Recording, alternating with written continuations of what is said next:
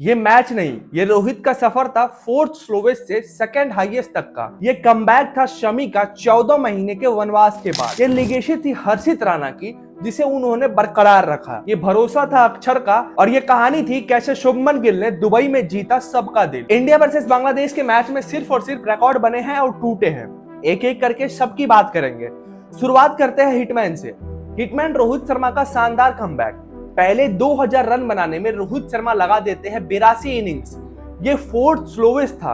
अब कमबैक देखो, 11000 रन जब पूरे करते हैं ओडीआई में, तो वो सेकंड फास्टेस्ट था 261 इनिंग्स में। 11000 रन पूरे रोहित शर्मा के हो चुके हैं ओडीआई में। तो ये तो बात हो गई रोहित शर्मा की। अब आते हैं शुभमन गिल पे। शुभमन गिल वाइस कैप्टन जब बने, काफी सवाल उठा, जो कि उन पर हमेशा से उठता आया है। मेरे हिसाब से आज इस सवाल का जवाब मिल गया होगा सभी को कि आखिर क्यों गिल को प्रेफरेंस मिलता है। वो बड़े मैच का खिलाड़ी है। आज भी टीम लड़खड़ाई एक वक्त के लिए, और वहां शुभमन ने संभाला, शानदार शतक जड़ा और जीत दिलाई भारतीय टीम को। और शुभमन गिल के साथ केएल राहुल ने भी शानदार बल्लेबाजी की। वो केएल राहुल ही थे जिनकी वजह से शुभमन गिल आराम से अपना सेंचुरी पूरा कर पाते हैं। अब रोहित शर्मा, शुभमन गिल, केएल राहुल, इन तीनों के बाद अब बात करनी होगी मोहम्मद शमी की, क्योंकि इन्होंने कारनामा ही ऐसा करके दिखाया है। ऑरा की डेफिनेशन बन चुके हैं मोहम्मद शमी। 14 महीने के लंबे वनवास के बाद आते हैं फिर से आईसीसी इवेंट। बड़ा मैच था और वहां शमी का पंच ना हो, ऐसा हो सकता है क्या गुरु? इसी के साथ शमी बन चुके हैं ओडीआई में second fastest to 200 wicket. Bharat के लिए आईसीसी वनडे टूर्नामेंट में सबसे ज्यादा विकेट लेने का रिकॉर्ड भी शमी के नाम हो चुका है, 60 विकेट। अब यहाँ तक तो सब ठीक था, पर भाई शमी दुनिया के इकलौते ऐसे गेंदबाज बन चुके हैं जिनके आईसीसी ट्रॉफी में 5 पंजे हैं। मतलब आईसीसी टूर्नामेंट में सबसे ज्यादा पंजे अगर किसी के नाम है तो वो है हमारे भारत देश का खिलाड़ी मोहम्मद शमी। और इसी के साथ भारतीय टीम के लिए शमी के पूरे हो चुके हैं 74 विकेट। अब बात करते हैं लिगेसी की, जिसे हर्षित राणा ने बरकरार रखा है। हर्षित राणा का टेस्ट डेब्यूट होता है, वहां भी वो 3 विकेट लेते हैं। T20 डेब्यूट में भी 3 विकेट, ओडीआई डेब्यूट में भी 3 विकेट। और जब डेब्यू हुआ उनका आईसीसी टूर्नामेंट में, तो वहां भी हर्षित राणा बाज नहीं आते और वहां भी कमाल का प्रदर्शन दिखाते हैं। सभी के मुंह पर एक तमाचा मारते हैं कि भाई उनको केकेआर का कोटा बोला गया था, और हर्षित राणा हर बार की तरह यहाँ भी 3 विकेट चटकते हैं। और इन पर जो भी सवाल उठा रहे थे, शायद उनको भी अब जवाब मिल चुका होगा। अब अगर हम बात करें अक्षर पटेल की, तो भाई काफी बुरा लगता है। सभी भारतीय को बुरा लगा होगा अक्षर पटेल के लिए।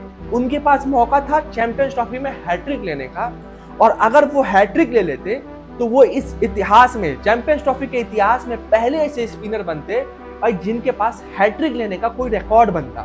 पर फिर भी अक्षर पटेल 2 बॉल पर 2 विकेट तो ले लेते हैं, पर हैट्रिक बॉल पर रोहित शर्मा से एक गलती होती है और वो कैच छोड़ देते हैं, जिसकी वजह से अक्षर पटेल जो है वो हैट्रिक नहीं ले पाते हैं। बाकी अक्षर पटेल शानदार प्रदर्शन दिखाते हैं। हैट्रिक से भले ही वो चूके हैं, पर उनमें क्या काबिलियत है ये पूरे भारतवासी ने आज देख लिया है। अब मिला जुला कर अगर देखो तो भारत के लिए फिर भी समस्या की बात तो है।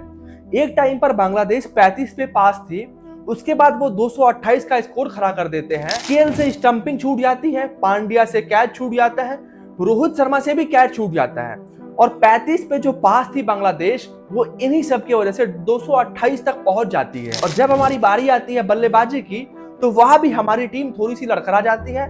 विराट, श्रेयस और अक्षर, ये तीनों थोड़े जल्दी आउट हो जाते हैं। और शुभमन गिल, आईसीसी टूर्नामेंट में उनका पहला शतक भी आता है, तो उनकी तारीफ करनी होगी। वो जिम्मेदारी लेते हैं, वाइस कैप्टन भी थे और वो रोल भी निभाते हैं। उनको मैन ऑफ द मैच भी मिलता है। पर बैटिंग यहाँ पर आसान भी नहीं था। ऐसा नहीं है कि बैटिंग बहुत आसान थी, हमारे प्लेयर्स आए और वो आउट हो गए, तो इसीलिए थोड़ा बहुत मैच फंसा भी। तो हमें ये ध्यान में रखना होगा कि अभी सामने बांग्लादेश थी, तो भाई ये सब चलता है, कोई दिक्कत नहीं है। पर कल को जब सामने बड़ी टीम होगी, ऑस्ट्रेलिया जैसी टीम होगी, तो वहां हम ये छोटी छोटी गलतियां नहीं कर सकते।